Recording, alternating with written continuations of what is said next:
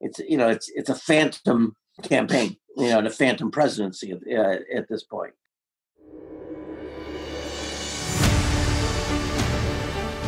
Hi, everyone, and welcome to Backstory. I'm your host and the creator of Backstory, Dana Lewis. In this edition, Trump's slump in the polls. It won't easily be won back. Voters have turned against him on his bungled, many say negligent handling of the COVID-19 pandemic. His promises to reopen the country haven't garnered public support, but rather fueled a lack of credibility and confidence. Overall, President Trump's approval ticked down from 49% in May and 39% in June to just 38% in July. Trump's campaign ads reminisce about a roaring economy before COVID-19. He says the pandemic could have been worse, although it's hard to imagine how. I'm Donald Trump, and I approve this message. My administration will take all necessary steps to safeguard our citizens from this threat. Hysterical xenophobia. Be giving Americans a false sense. Is it accurate that if these steps had not been put in place, it could have been 2 million people dead here in the United States? Yes. No matter how hard they try to stop us, they can't. We built the greatest economy the world has ever seen, and we're going to do it again. Democratic rival Joe Biden promises a better federal response to the virus, more support for small business, supplies for healthcare workers, and more international cooperation. The moment has come to deal with the denial of the promise of this nation, made to so many. Because if it weren't clear before, it's clear now. This country wasn't built by Wall Street bankers and CEOs. It was built by the great American middle class. Healthcare workers, docs, nurses, delivery truck drivers, grocery store workers. We've come up with a new phrase for them. Essential workers. We need to do more than praise them. We need to pay them. As president, it's my commitment to all of you to lead on these issues and to listen. For that's what the presidency is. The duty to care for all of us, not just those who vote for us, but all of us. This job is not about me. It's about you. It's about us. I'm Joe Biden, and I approve this message. Overseas, Trump's America First has become America Alone. At home, his failure to bring the nation together after the murder of George Floyd appears to be grounded, some say, in racism. And now he is accused of subverting justice by commuting the 40-month jail sentence of Roger Stone, indicted in the investigation of Russian interference in the last election. Democratic Senator Elizabeth Warren said it showed Mr. Trump was the most corrupt president in history. Some Republican critics of Trump have also spoken out, with Senator Mitt Romney describing the president's decision as unprecedented, historic corruption. Moments ago, the president defending his decision to commute Roger Stone's sentence. Roger Stone was treated horribly. Roger Stone was treated very unfairly. Roger Stone was brought into this witch hunt, this whole political witch hunt, and the Mueller scam. It's a scam because it's been proven false. And he was treated very unfairly. What I did, I will tell you this. People are extremely happy. And he has lost important voter support in key states as working women, above all, have jumped ship. The Republicans who think Trump will save them are on a sinking ship, say pollsters. And this is not in any way similar to the polls in 2016, which gave Hillary Clinton an edge. Dr. Stanley Greenberg is a pollster who worked for Bill Clinton, Al Gore, Tony Blair, Nelson Mandela, and he's the author of a book, Rest in Peace, the GOP, How the New America is Dooming Republicans. Dr. Greenberg, welcome to Backstory. Delighted. Thank you for having me. I should say I reached out to you because of your article in The Atlantic, and I thought it was a brilliant insight. I mean, in essentially, you're saying this isn't Hillary Clinton's polling. What are the latest polls? And Biden at this point has a sizable lead. Look, the kind of half the argument is polling has changed. First of all, polling wasn't that wrong nationally in 2016. It was wrong in the states, where the state polling really missed it, but not the national number. But also, there was a huge underrepresentation of white working class voters in the polling in 2016. That missed the fact that there was like all of these, new working class voters coming in to support Trump. But my polls have 10% more white working class voters than they did in 2016, just to reflect the real the real population of the country. Right, obviously, that's the first part of it. That's the first part of it. The other part of it is it just misses the fact that the country has been in revolt against Trump, and which is why the poll numbers are so big. The reason why Biden has such a big lead, is that from day one we've had the Women's March, we had the pushback against the president on immigration, the Muslim ban, against him amongst college-educated, women, the intolerance, and then now kind of millennial and Gen Z revolt against him on race. And the country has turned against him and is fighting against him on everything that this kind of nativist vision of America. Is Trump a racist? Yes. Yes.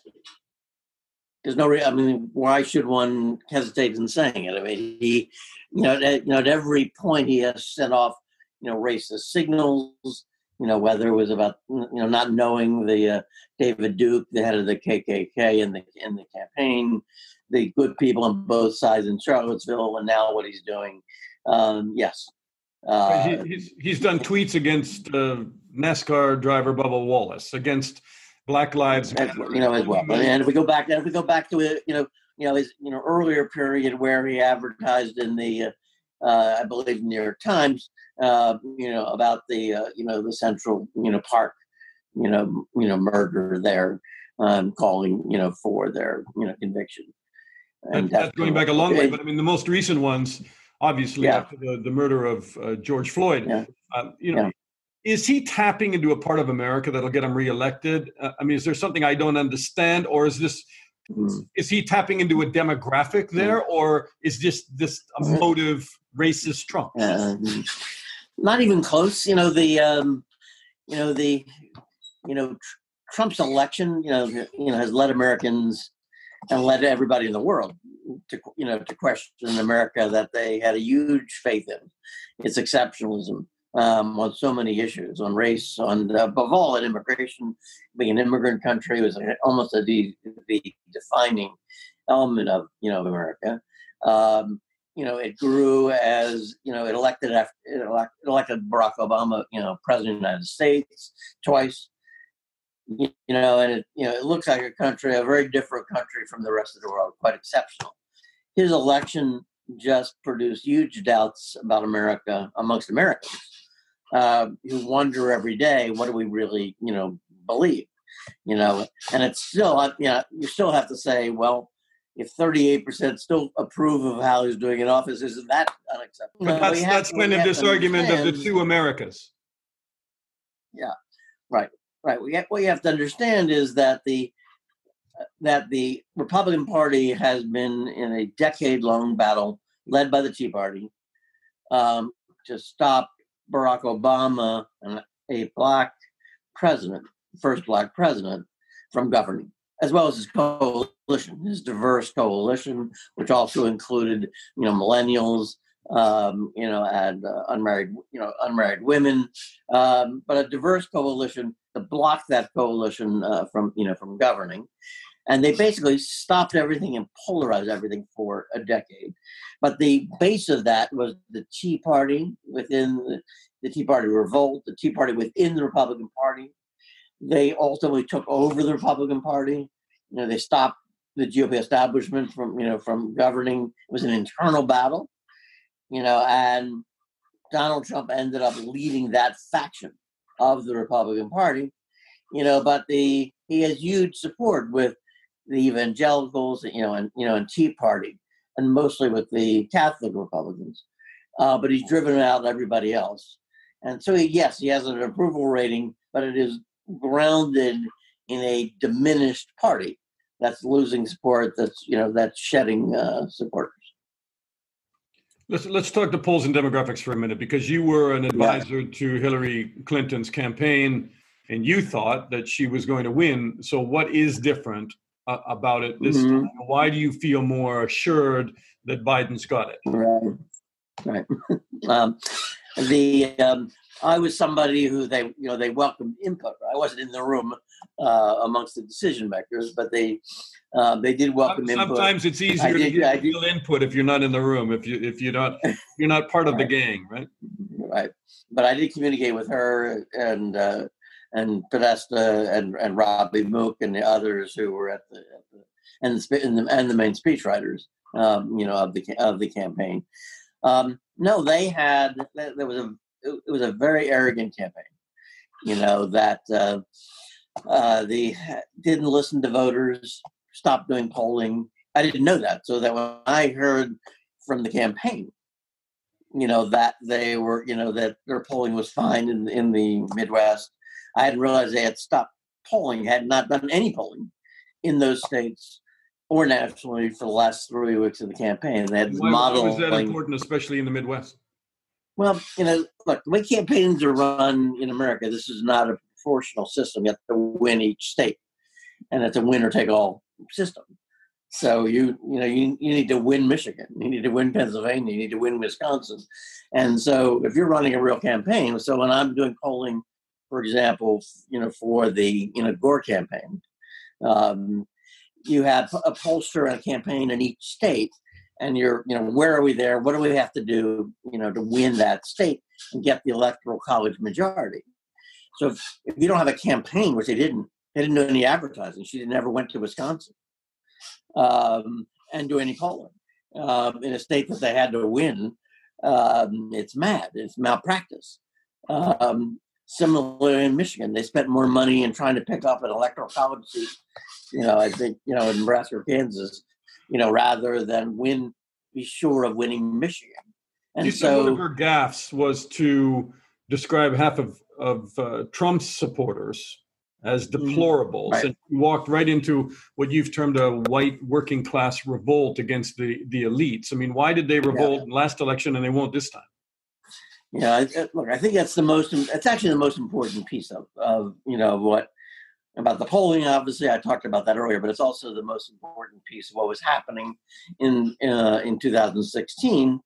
And there you were looking at a working class revolt that we saw in Britain, with the what happened in the referendum on Brexit, and we saw with Donald Trump, and you saw a working class that in the post-financial crisis had really been crushed. No one had cared very much about their loss of wealth and income and jobs and their political marginalization in that period. And Trump, Brexit in Britain, but Trump in the U.S. Really captured that, galvanized that. Why won't he again? And there was and there, if you look in the primaries and the general, there was like steady increased registration of white working class voters to come in and vote for Trump.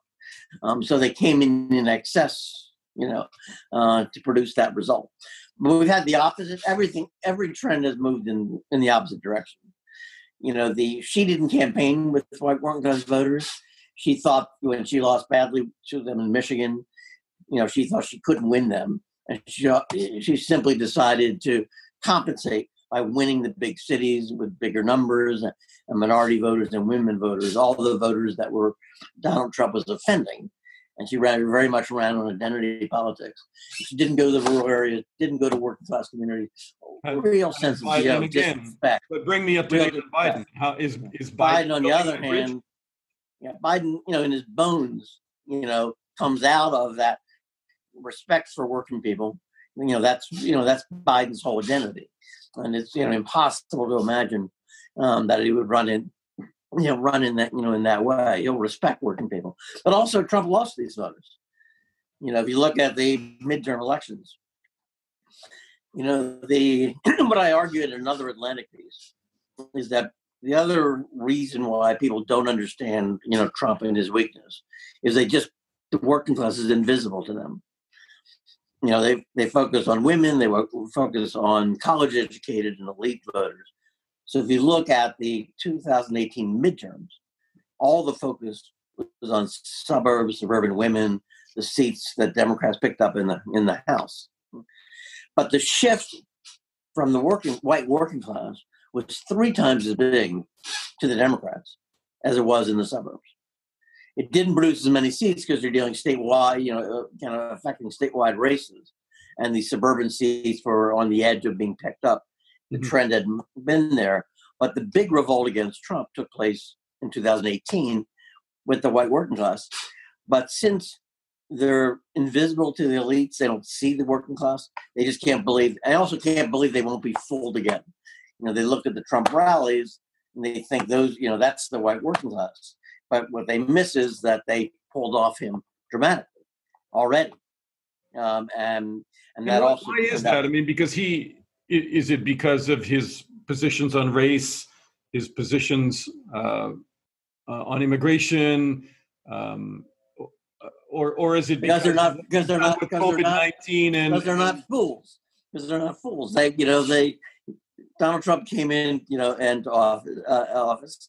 He promised them affordable health care. We're going to get this health care. I'm going to give you tremendous replacement. I'll never touch Social Security and Medicare.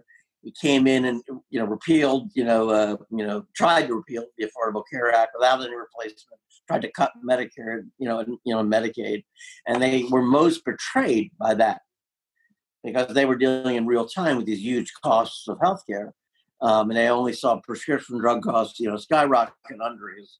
Instead, he cut taxes for the rich and governed for the big corporations and the rich, so that they think they were, fooled by him, but that happened early. But elites have been unable to see Trump's weakness because the working class was invisible to them. Much more devastating to Trump's prospects is waning support from women who form the majority of white working class. So yes. You've made that. Yeah.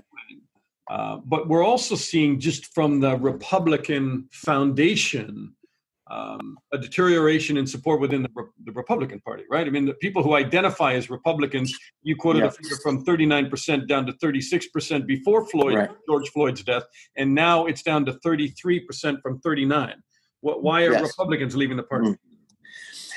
Well, I mean, he's basically driven out the biggest shift is like moderate, pro-choice Republican women. More college educated, and they've been pushed out. They've been dropped like about 10% less as a proportion of the party. So that now he's stronger with the remaining bloc, but he's moved out. But he's pushed out the biggest shift was these moderate Republican women. But you've also now begun to see a shift of the McCain Republicans, who are more conservative, and more pro-life. But they've been pushed out too, not quite as big numbers. And in our latest research, we've also shown a pullback from many, observing Catholics. So he's left with the Tea Party and evangelicals as solid, and they'll rally. They'll rally to him. They'll come. Well, they won't come to his rally apparently if it's not healthy enough. But it's a paper. It's a phantom campaign. The phantom presidency at this point. I describe in the piece that he's kind of a pop gun, that he calls out to his supporters, come, it's Magonite, at the White House, come, protect, the White House, or liberate, Wisconsin or Michigan and Virginia. Nothing's happened. People don't watch the fact that he's making these calls for these voters, his Tea Party voters, to come back him. Some come with assault weapons. It's intimidating, but it's not real. It doesn't. You have 24 million people that may have participated in these protests. It's a huge event that's happened with him having this very weak level of support, even at the kind of anti-political white nationalist bloc he's brought out before. If you were to talk about risks between now and November, and that's a long time in an election campaign, who has the biggest margin of risk, do you think? And you make that point in some of the things you've written, that it's probably more Trump is the one who can step in it rather than Biden. Right. So, I say, first of all, my view is, because I thought Hillary was going to win, I still wanted her to win big, because I wanted her also to win the Congress, and the Senate, as well, because the Senate is so hard, and it's so biased in favor of rural areas and rural states, that it was, critical to try to pick up those Senate seats. So I thought she was going to win. That didn't mean, you didn't do everything possible to get the biggest possible win, against Trump. And they didn't do that. They took for granted they were going to win. And I think the same thing is true here, that you assume that you could lose this. You have to have the biggest possible margin, because we have to have a big Senate win and really have a real control of the federal government when this is over. But there's always uncertainty. What's the uncertainty that's out there? The Democrats are divided. When you see the issues of police, defunding the police, monuments, I would imagine Democrats are divided on where you go with those issues. Repeatedly, Trump is twittering on that, saying law and order. So he obviously sees a chink in the armor. Right. It's a chink, but but you have the other things that are playing out. You have an economy with double-digit unemployment highs since the Great Depression. With the more states not opening up.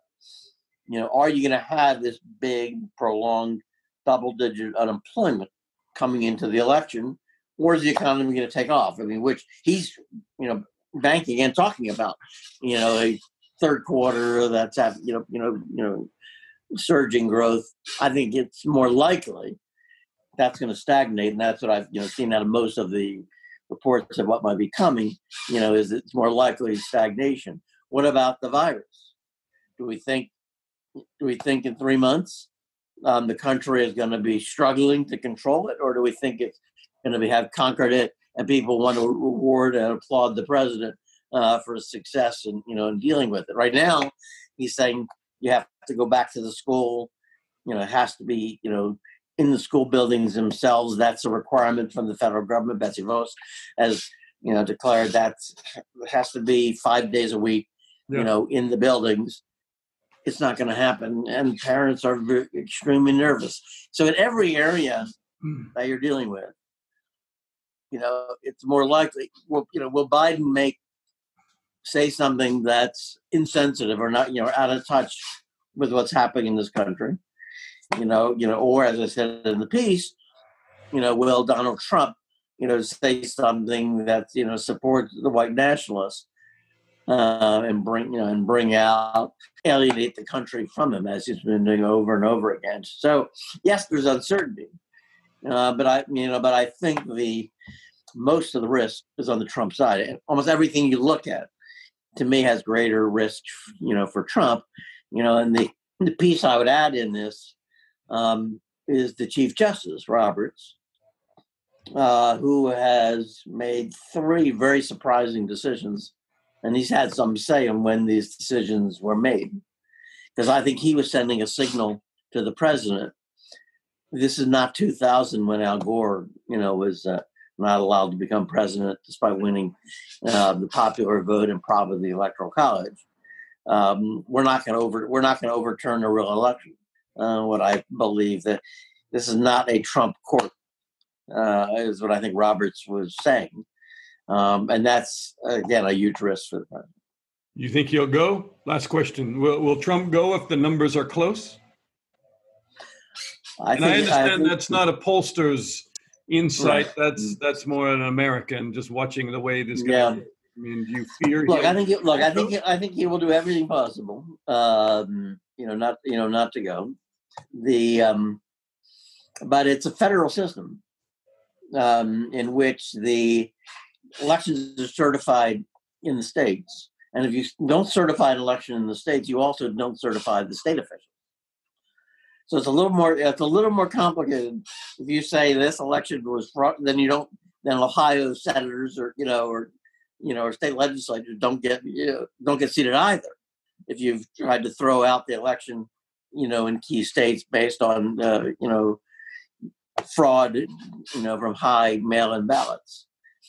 I've been impressed. If you look at the Secretary of State, you look at Kentucky, the election just happened there with a Republican Secretary of State. look at what happened when he tried to have a commission to investigate the 2016 election to show that it was his election was a result of illegal immigrants voting, but Republican secretaries of state declined to send the voter sheets in order, because that would, if he threw out his election, he also threw out their election. You're saying not likely. He not likely. He may whimper and whine if he didn't get. It's more complicated. It's more complicated. Dr. And I'm also not sure, that a lot of Republicans don't really want him out. Don't want to see another Trump term. Well, clearly, I would not assume. Many Republicans have voiced discomfort with Trump's views, certainly on the racist issues in America. So, Dr. Stanley Greenberg, great to talk to you, sir. Thank you for your time. Thank you for doing this.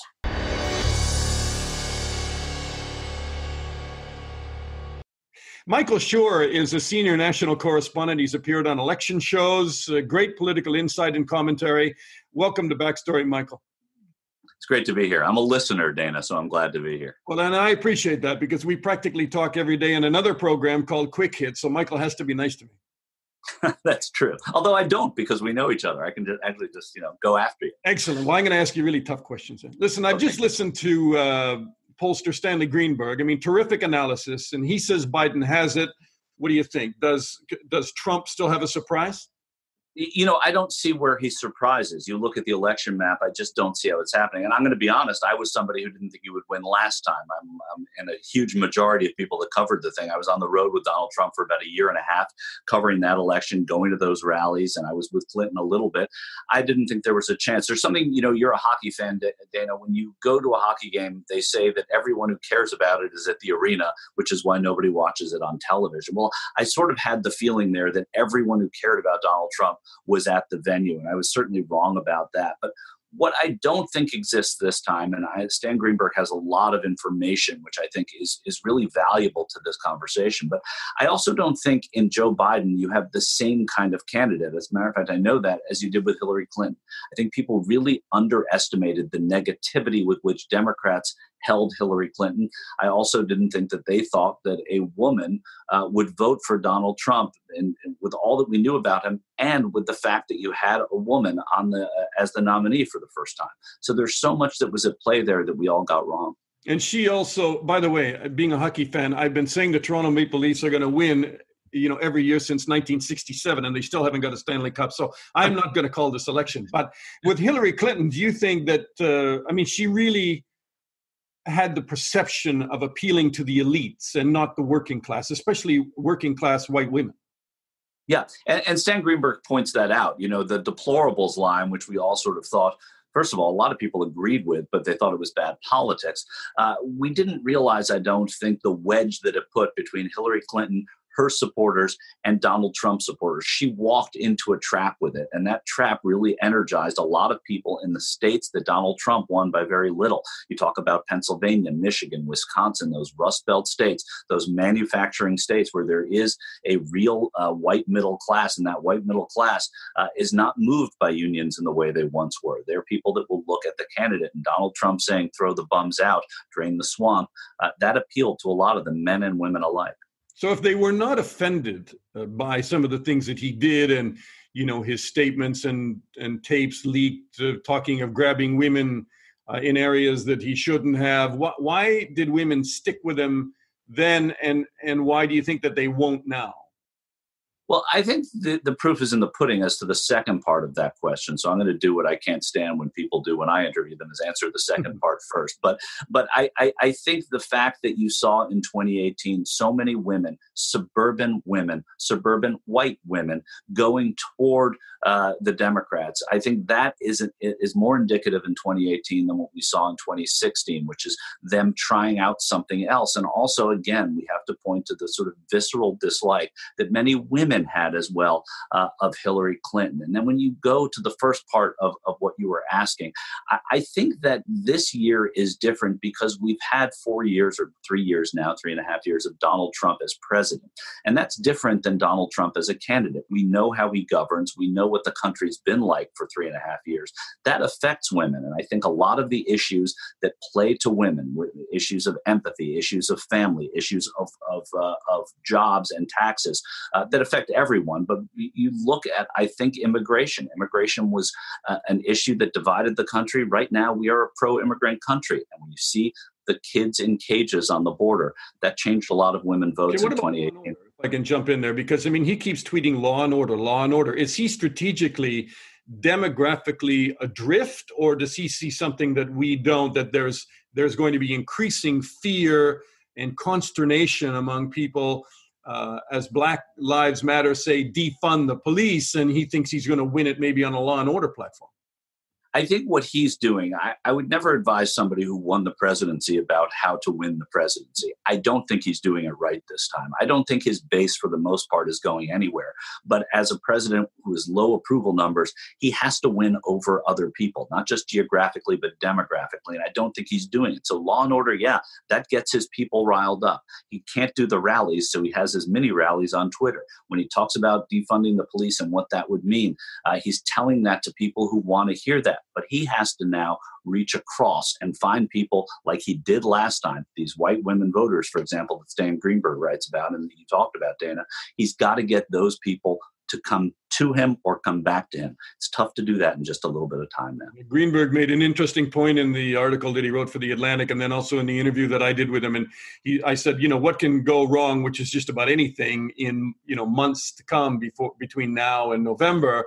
And he said, yeah, but a lot more given Trump's record can go wrong on his side than on Biden's side. Would you agree that the odds just are that Trump will put his foot in it many times versus, Joe Biden? Yeah, and that starts with the presumption of a negative. Donald Trump needs something to go right, and it's very difficult to find things that can go right for Donald Trump, as well as to find things that don't go wrong. And so I think you have to look at both of those pictures in that conversation. Joe Biden is really sort of as Democrats thought for a long time, and as Biden argued during the primaries, the perfect candidate here because he can win in the places that Donald Trump won, where Democrats ordinarily do win. And I think it's proving that way, at least in the polls. And one thing on the polls, and I know Stan Greenberg has talked about this, and he talked about it in his article, and I'm sure with you, Dana. Stan Greenberg is talking about how pollsters got it wrong in 2016. Well, like anybody, this is not just one continuum of polling. If the Yankees lose the World Series when they're supposed to win the World Series, well, over the winter, they're going to get rid of the second baseman. They're going to change some coaches. They're going to change the batting order, bring in a new pitcher, what have you. The same thing has to happen with polling. So pollsters have adjusted the way they do their polling. They're much more confident in their numbers now, knowing what they did because of 2016. Okay, last question, because we read it not with amusement, but with horror from afar across the Atlantic. A lot of press and a lot of articles have been written, will Trump go if he loses? And Michael Cohen, which I didn't realize until I read in again today, suggested Trump won't leave. In his congressional testimony before heading off to prison, Trump's former attorney said, given my experience working for Trump, I fear that if he loses the election in 2020, there will never be a peaceful transition of power. That's pretty jarring stuff. It is jarring stuff. I mean, if Joe Biden wins, just to imagine Joe Biden, as we saw Donald Trump and Barack Obama climb into the limousine to go to the inauguration as is customary. Do I think it will be in the way that we've seen that transition in power? I don't know. I don't think so, and I see reason for it. But there are a lot of people that are not Donald Trump that if they find that his brand loses, there are a lot of Republicans that are going to say, Mr. President, you have to do this. And if you don't, you're going to be hurting the party and the country for a long time. So it's not just Donald Trump making this argument in a bottle, in a vacuum. I think it's going to be other people that persuade him that it has to be done in a certain way. Michael, I'll see you on Quick Hit. Thanks so much. Okay. Thanks. Overseas, Trump is viewed by most leaders as chaotic, unpredictable, and an unprincipled leader. In our previous podcast, Russia's Shadow State, a strong case is made to indicate he's under Russian influence, compromised, and dangerous to NATO unity. Many will cheer a Trump election defeat this November, most of the applause not from America's enemies but its closest allies. I'm Dana Lewis. Thanks for listening to Backstory. Subscribe and share, and I'll talk to you soon.